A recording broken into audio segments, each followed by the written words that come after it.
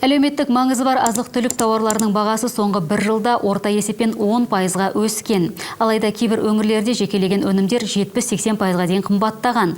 Бұл жағдайға не себеп болды? Мемлекет бағаны қандай тетіктер арқылы реттеп отыр? Толығырақ сюжетте. Ұлттық статистика бюросының дерегіне сай, ел бойынша әлеуметтік маңызы бар азық-түлік бағасы бір жылда орта есеппен 9,6%-ға көтерілген. Бірақ Жезқазғанда 18%-ға жуық, Ақтөбеде 16%-ға өскен, ал Астанада керісінше бар болғаны 5,7%-ға. Тек шілде айында бір айдың ішінде бағалар 0,7%-ға артқан. Цены на продовольственные товары среднем. Ел бойынша азық-түлік тауарларының бағасы 2025 жылдың шілде айында алдыңғы аймен салыстырғанда орта есеппен 0,7%-ға өсті. Өңірлік тұрғыда ең көп қымбаттау Ақмола, Солтүстік Қазақстан және Маңғыстау облыстарында байқалды. Әр өңірде делдалдық тетіктерді тексеретін комиссиялар құрылған. Әкімшілік тәртіпті күшейту мақсатында биылғы 1 наурыздан бастап алғашқы ескерту алынып тасталды. Бұрын алғаш рет заң бұзған кәсіпкерге тек ескерту жасалатын, енді бірден айыппұл салынады. Бұл тәртіпті күшейтіп, құқық бұзушылық санын азайтты.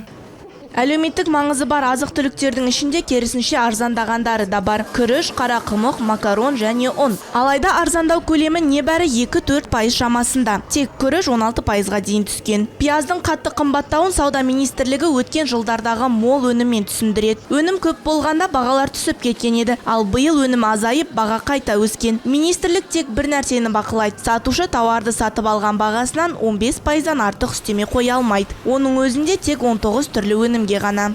В каждом регионе Әр өңірде делдалдық тетіктерді тексеретін комиссиялар құрылған. Әкімшілік тәртіпті күшейту мақсатында биылғы 1 наурыздан бастап алғашқы ескерту алынып тасталды. Бұрын алғаш рет заң бұзған кәсіпкерге тек ескерту жасалатын, енді бірден айыппұл салынады. Бұл тәртіпті күшейтіп, құқық бұзушылық санын азайтты. Сондай-ақ тұрақтандыру қорынан өнім сатып алу және интервенция шаралары қадағаланады. Ауыл шаруашылығы тауар өндірушілерінің қауымдастықтарымен меморандумдар жасалады. Мәселен, жыл соңына дейін отандық күнбағыс майының бағасы тұрақталады деп уәде берілді. Жаңа өнім жиналғанша Қырғызстан, Тәжікстан және Өзбекстаннан көкөніс таситын көліктерге жасыл дәліз ашылды. Бірақ агросарапшы Кирилл Павловтың пікірінше, мемлекет нарықтық емес тетіктермен жұмыс істеп отыр. Өйткені тек сатушының 15%-ық маржасын бақылаумен шектелуде.